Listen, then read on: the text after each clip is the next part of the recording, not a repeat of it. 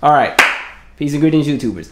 So welcome to another edition of In the News. Hopefully you all have been enjoying your Thanksgiving holiday. If you celebrate Thanksgiving, you know, I've never really been a big Thanksgiving person. And I think mainly because, one, I hated washing all the dishes after Thanksgiving. Two, I think my parents used to always have these big, giant, extravaganza Thanksgiving parties where they'd invite like 30 people to the house.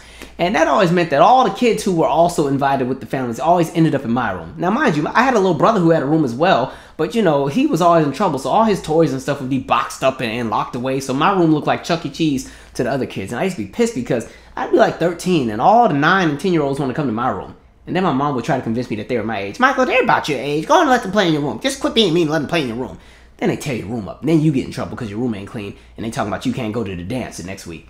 And my goodness. And it was crazy because I always felt like the people who always brought kids always had the baddest kids. You know what I mean? Like, they'd have the baddest ones. And it would be whole families of kids. It wouldn't just be one child. It'd be somebody with like 4 kids. Okay, and they'd have like that one 5-year-old boy with the silver teeth in the front. So you know he bad. He likes to bite people. And then he'd have like a little sister. And the mama done did the little girl's hair to give her nice little ponytails and stuff. And of course she bad. She done messed up her hair just on the car ride to the house. So now she got stallion puffs. And those are the kids that got to come to your room. Like, Thanksgiving was not really my favorite holiday growing up. But moving forward, let's jump into some of these stories. So Tekashi69. Here you have a 22-year-old who's now facing more time in prison than he's even been alive. Shoot, even more time than I've been alive. And so long story short, the feds came and swarmed in and snatched Tekashi69 up, and now he's facing anywhere between 32 years to life in prison. And this is for guns charges, racketeering charges, a bunch of other things. He had 4 different agencies all working together to pretty much bring him down. I mean, it was the I was about to say the NBA. It was the FBI, it was the NYPD, it was the ATF, it was Homeland Security. And so I'm like, yo, what kind of life are you living? Like, what were you doing? My goodness, like, what were you doing to make that many alerts go off that you have all those agencies coming after you? You can get that together.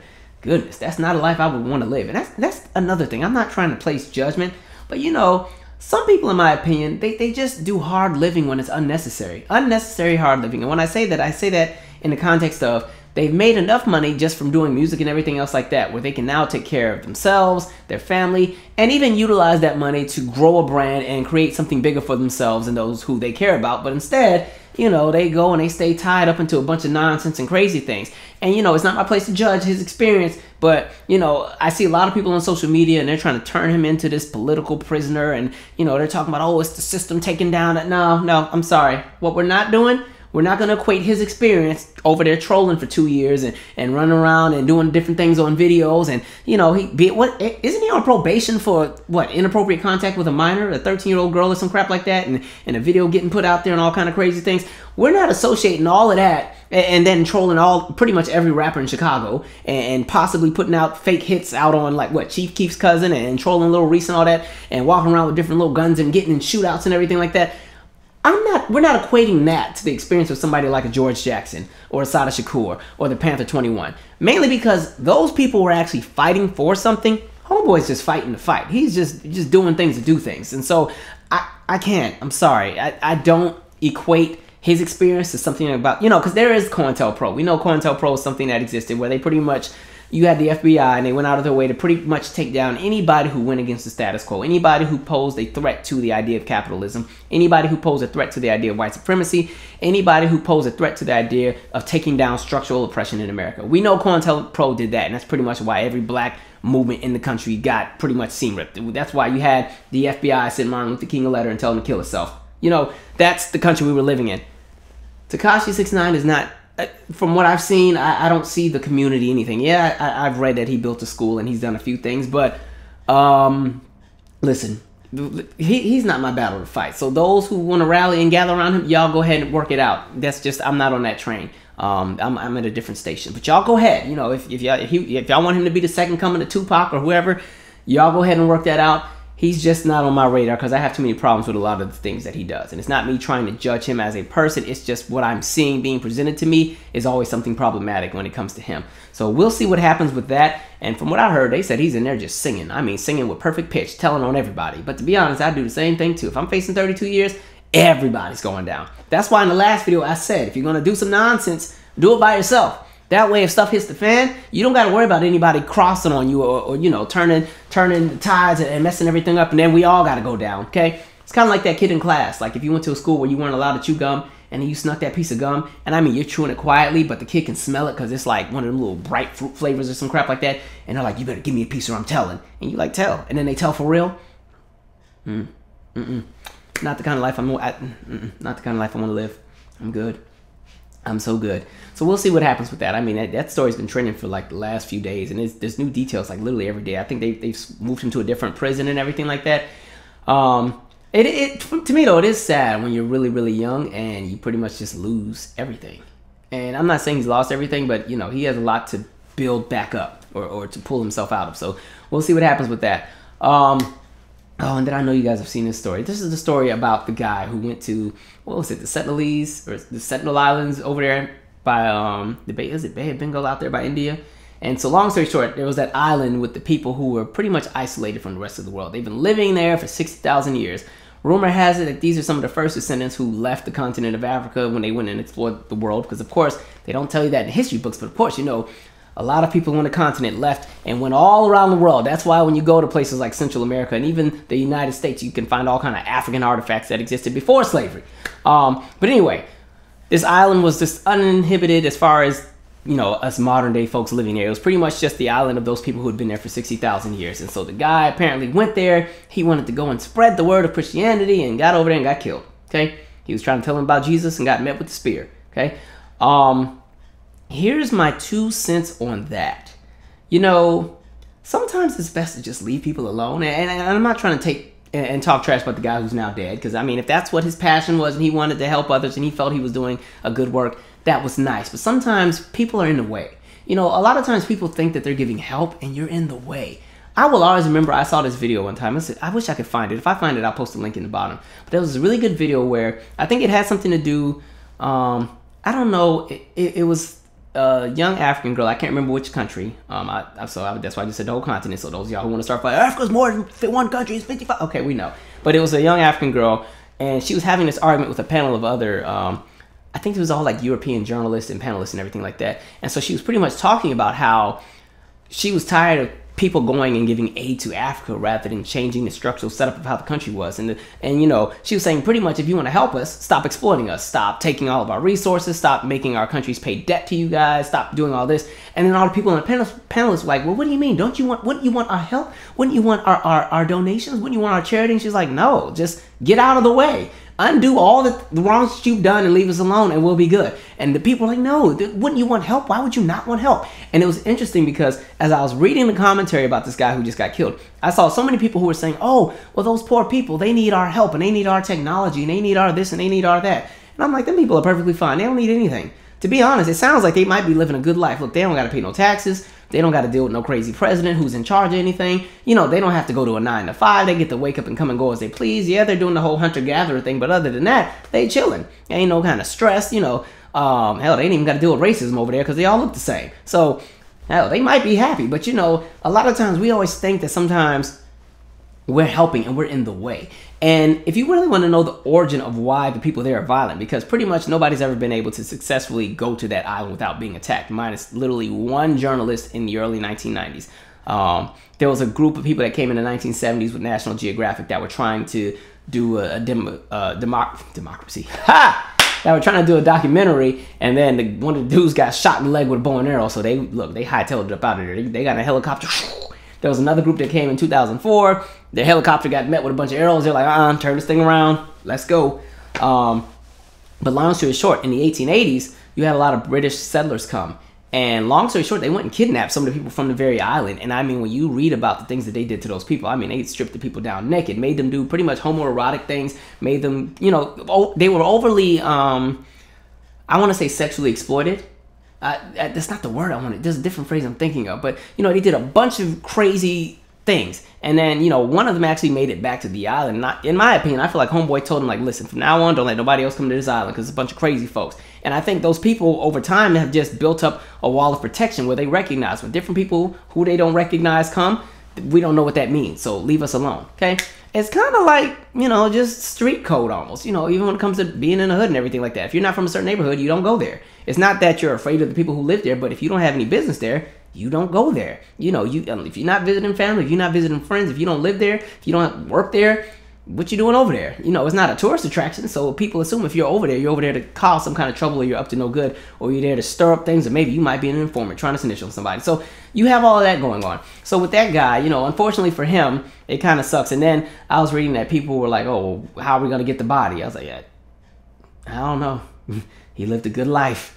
Because I don't know who's going to volunteer to go over there. And the sad part is, if they do, you know, have some kind of agency or something go over there, most likely they're going to have to kill some of those people to get that body back. And that's going to be a problem anyway, because one, it was illegal to go to the island in the first place. You should have went over there. And so now you have a group of people who just may become victims, you know, of somebody who thought they were helping and they got in the way. And now there's a bigger problem. And then you also have to think about the fact that, you know, those people are not immune to a lot of the diseases we may be immune to, because of, you know, we built up different tolerances for all kind of toxins and everything like that. And, you know, as far as some of us who get immunizations and all that, like, you know, it's a totally different world. So, and I just think sometimes people have to recognize, take care of home first. You over here trying to spread Christianity somewhere, and listen, the rest of the country over here acting crazy. Ain't nothing Christian about nothing in America. And that includes evangelicals who continue to vote and support for all kind of crazy nonsense and policy that's detrimental to many people in the United States, and apparently those are Christians. I tell you what I'm excited about. The Lion King and Toy Story 4. Don't judge. Listen, I know I'm grown, but there's nothing like childhood nostalgia to go and remind you of all the great times that you used to have when you were young and still had all your innocence. And so, of course, I'm excited. The biggest question I do have, though, is I just want to know, who is going to be playing Ed in The Lion King? Ed was my favorite character. He was that hyena that had that obnoxious laugh. You know, I don't know if you remember the scene where, you know, Mufasa ran up on the hyenas when they were messing with little Nala and Simba, and Mufasa just laid out one of them hyenas. So then afterwards, Ed was on the side just dying. He thought it was the funniest thing. Let me see if I can find the clip. Man, that lousy Mufasa. Don't be able to sit for a week. It's not funny, Ed. Hey, shut up! Yes, that scene. For some reason, that just cracks me up every single time. So whoever's playing Ed, you better come through, because that's really the main reason why I'm watching the film. And it's crazy. You know, as a kid, I didn't even care about The Lion King when it first was coming out, because I remember I had The Fox and the Hound on VHS, which is a very boring movie, by the way. But on my Fox and the Hound VHS, they used to have the trailer to The Lion King in the beginning. And the trailer didn't look interesting to me. It was just the Circle of Life bit. It didn't have, you know, the Timon and Pumbaa, none of that. It was just Circle of Life, you know, and then move the sun. Like, that's all it was. So I was like, don't want to see it. Then my dad took me to see that movie. My whole life changed. However, I will be honest, though. I'm not able to look at Lion King the same way after reading that Beverly Daniel Tatum book, Why Are All the Black Kids Sitting Together in the Cafeteria. I had it ready on deck this time. I think I've talked about this before, but this is a really great book if you're trying to understand why people segregate themselves by race in this country, and it's more so a conversation about cultural identity. And so this book does a great job of dissecting The Lion King and the sequel, and just talking about some of the imaging and how it pretty much mirrors what happens in the United States. So when you really like dissect something like The Lion King, and you look at Pride Rock versus the Elephant Graveyard where Scar was from. Pride Rock is like the nice, elegant, upscale neighborhood. They got the nice golden lions with the nice manes and everything like that. Then you got the Elephant Graveyard. That's pretty much the hood. Mufasa, you must never go there. Okay, so, you know, Scar lives over there. And then even with the colorism, you look at Scar. Scar is a darker lion, darker hair. His eyes are a little bit more sinister than somebody like Mufasa or somebody like Nala, who has these nice, safe green eyes that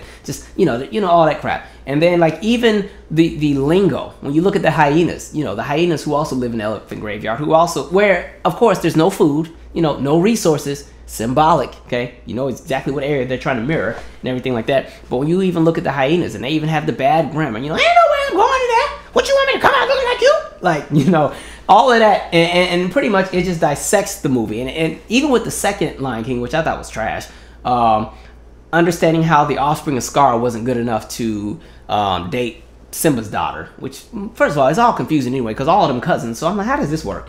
But anyway, I'll be excited to see those. Just a good way to relive my childhood.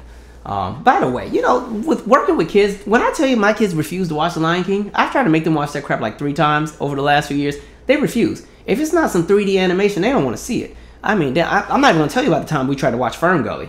Like, I know Fern Gully's kind of throwback, but I think Fern Gully's a dope movie. Like, man, the kids, they were not having it. The minute they discovered it wasn't 3D animation, they were all trying to find reasons to go outside and do something. One was even asking if he could just do homework instead. I'm like, damn. Forget all of y'all. We just won't watch it at all. We barely made it through A Bug's Life. But then they want me to sit through Hotel Transylvania. What kind of nonsense is that? Anyway, moving on. And then there's Blac Chyna, who's not really somebody I'm too familiar with, but I do know she has the child with the Kardashian dude, and that she's from out here as far as the DC metropolitan area. But right now I know that she's catching a bunch of flack because she's partnered with some company, and they've released a skin bleaching cream, and it retails for about $200 something. She's been out promoting the cream. She's even gone all the way to Nigeria to promote the cream. And if you don't know, there's certain areas around the world where skin bleaching is extremely popular. It's popular in the United States, but not to the extent that it is in a place like Nigeria or Ghana or Togo or places in the Caribbean or even Southeast Asia as far as Korea and the Philippines. And so here's my 2 cents on skin bleaching, and I'm going to try my best to not come off as a judgmental person, which is hard with this subject, because to be honest, I could honestly do a separate video on skin bleaching because I think there's so many layers and elements to that conversation that you can't really squeeze it in a video like this, but we're going to try anyway. So in my opinion, I just personally feel that if you're not well versed in your history and you don't have a full understanding of your plight and your existence on this planet as a black person or a person with black skin, then it's very easy to fall into the traps of inferiority. It's very easy to feel that sometimes your qualities and your traits and your characteristics are less than, because that's what we've been conditioned to believe. You know, we're living in an area, or we're living in a space where for years you had a music industry that pretty much only allows certain types of entertainers to succeed. We were living in an area where you've had Hollywood that only allowed a certain look to be considered attractive, where, you know, even with the modeling world, a certain look was attractive. And so for decades, really centuries, you've had pretty much the message of, depending on what skin complexion you have, you may be inappropriate. You may not be the right type for this setting. Depending on the hair texture you have, you may not be appropriate for this setting. Depending on your body type, as far as how you're shaped, you may not be right for this specific setting. Depending on even where you just come from, what your lineage is, you know, what's in your bloodline, you may not be appropriate for what it is we're trying to do. And so you have a lot of people who have fallen victim to that. And it wasn't even just the masses or the higher powers that be pushing it down onto people. It became internalized. And then you had parents and grandparents teaching it to their children. You've heard the language of parents telling their kids not to stay outside too long. They don't need to be out in the sun. I know kids for the longest who were not allowed to go in the pool during the summer because them getting in that bleach, as far as the chlorine in the water and coming out in the sun, makes their skin a little bit darker for a few days. You know, they really get that heavy tan. And so you have a lot of people who literally, there's an internalized hatred of self as far as what their qualities are, especially for people who happen to be darker shades of brown, unfortunately, because that's what people have been conditioned to believe. And the burden is extremely heavy on women and young girls. You know, for guys, you know, when it comes to the standards of beauty, the standards of attractiveness, we don't have a really heavy burden on us. You know, as long as we kind of look all right, we're good. You know, we can look like pretty much anything and we can still pull somebody. We're good. You know, like even when you talk about Hollywood and you talk about movies, like, you know, it's easy to believe that some older, I don't know, some guy that's probably in his 60s, all the hair done fell out, he's overweight, got a really bad shape and everything like that. It's really easy to watch a movie and believe that he can pull somebody like a Halle Berry to be the love interest, as opposed to if you flip the script. It's really, really hard to find an older black woman who may be a little bit overweight, who may not look like, I don't know, Gabrielle Union. It's harder to believe that she can go and pull the top-notch, chiseled jawline, super buff, 6'100" model. You know, it's just what we've been conditioned to believe. And so when you have so much history of pretty much teaching inferior ideologies and concepts to different groups of people, they internalize that. And so now you have entire generations of people who looked at things like skin bleaching to feel better, about themselves, to feel that they are attractive. And it's really, really sad. I'm disappointed that she would even go to a place like Nigeria and promote that, which, like I said before, it's really, really popular in certain cultures. Like even in the neighborhood I work in, you know, there's this really great African store I love to go to because they have these really good peppers I like to use for my stews and everything like that.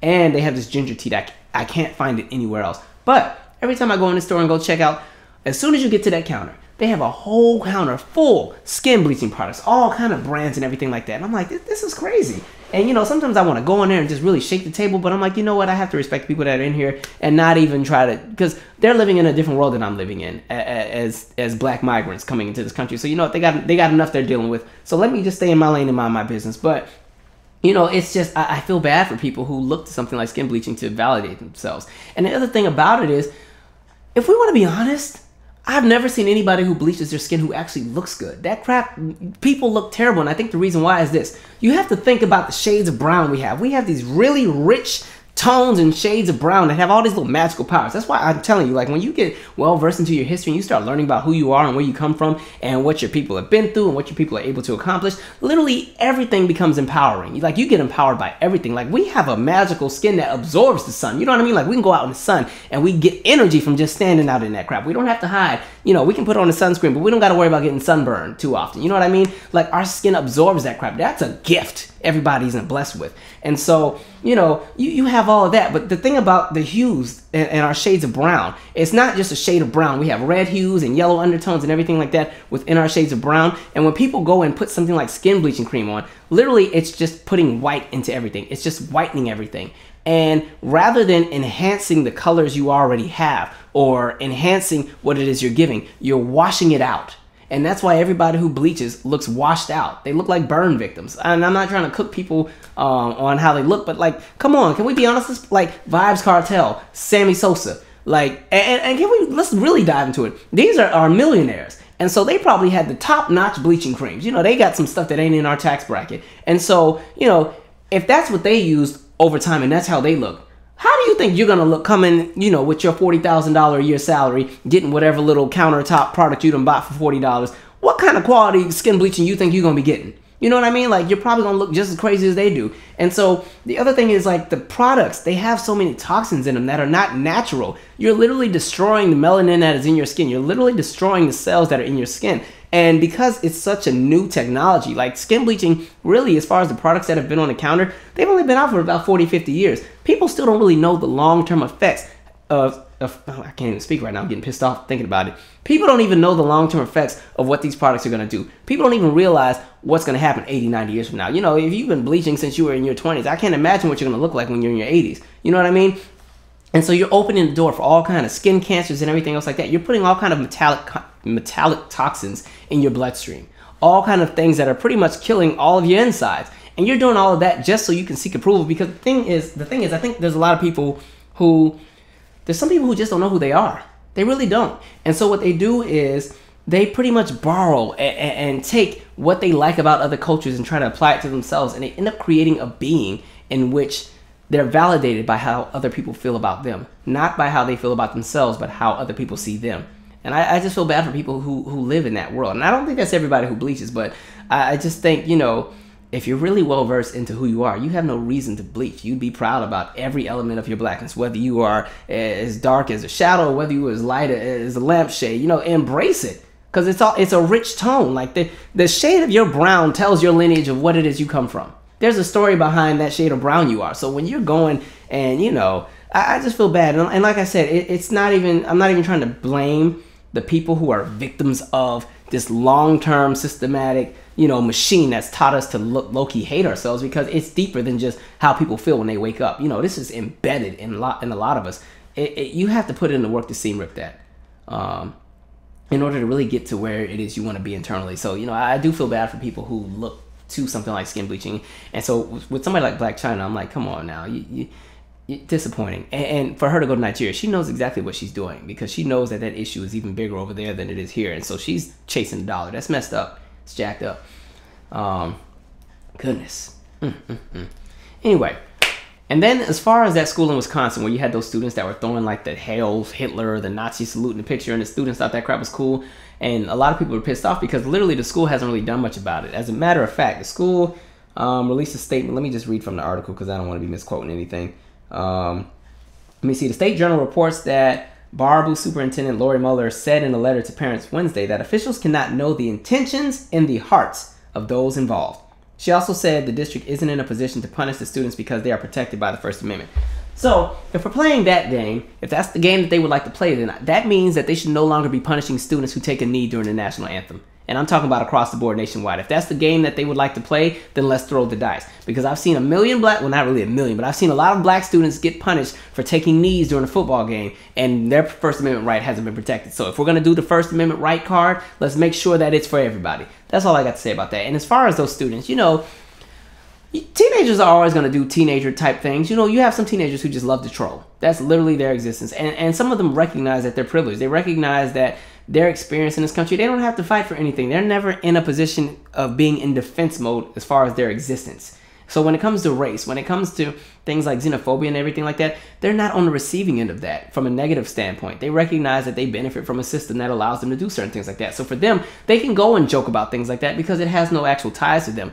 On the flip side, when you have a black student that's taking a knee at a football game because they honestly feel that, yeah, this country has some problems, and yeah, why should I salute a flag that hasn't really been that great to me? All of a sudden, that student is public enemy number one, and people don't understand the plight of that student's experience. And that just goes to show you the difference of what our kids are experiencing in this country. Even though we're all living under the same space and under the same government, everybody's having a different experience during their plight as Americans. And so there's some groups of people who literally, in my opinion, as black people, I feel like as long as we've been on this planet, or at least in the Americas, you know, we've always been in defense mode. We don't know what it's like to just be liberated. We've never had a day in this country where we haven't been under some kind of systematic oppression, systematic racism, anything like that. As long as we've been in the United States, we've always been in defense mode. We don't even know what it's like to have the opportunity to just feel free.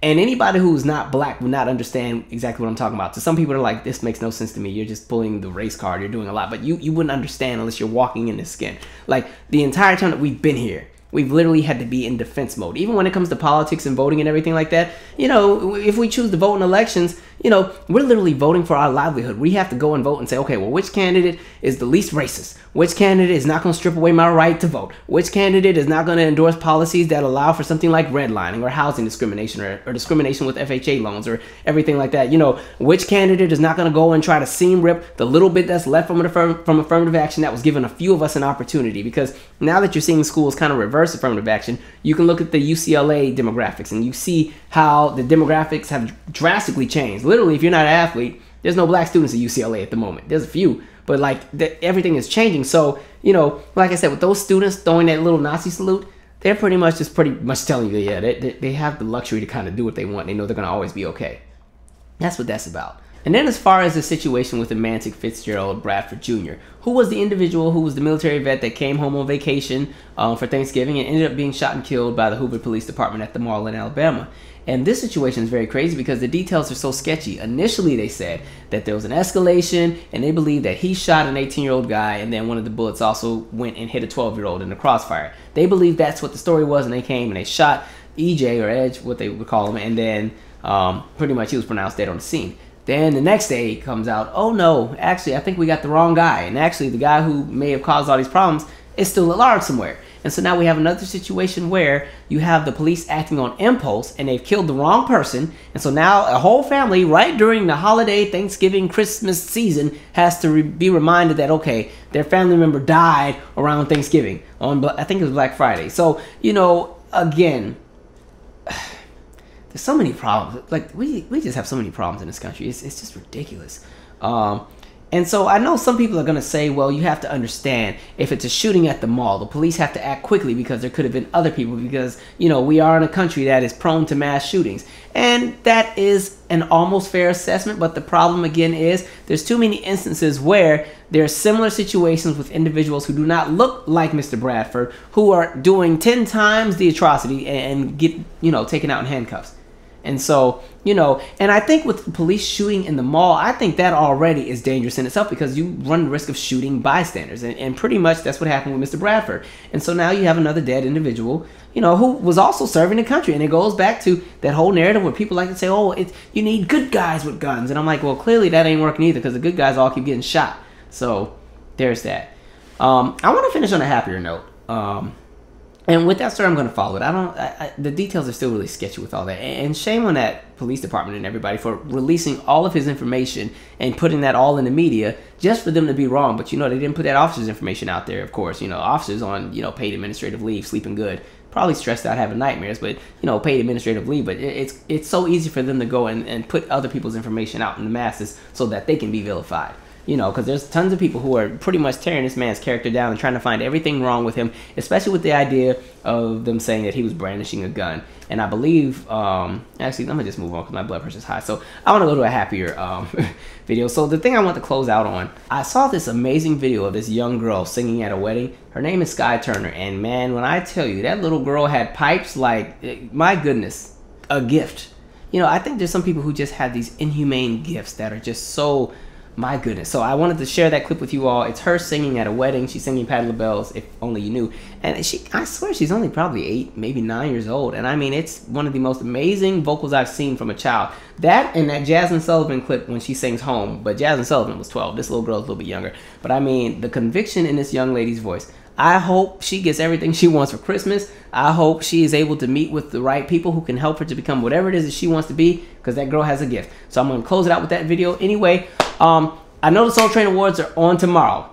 Let me just say this. I am at an event at the same time. So if I am able to get a Soul Train Awards review out, it will most likely be the following day, not that same night. I'm just giving y'all a heads up.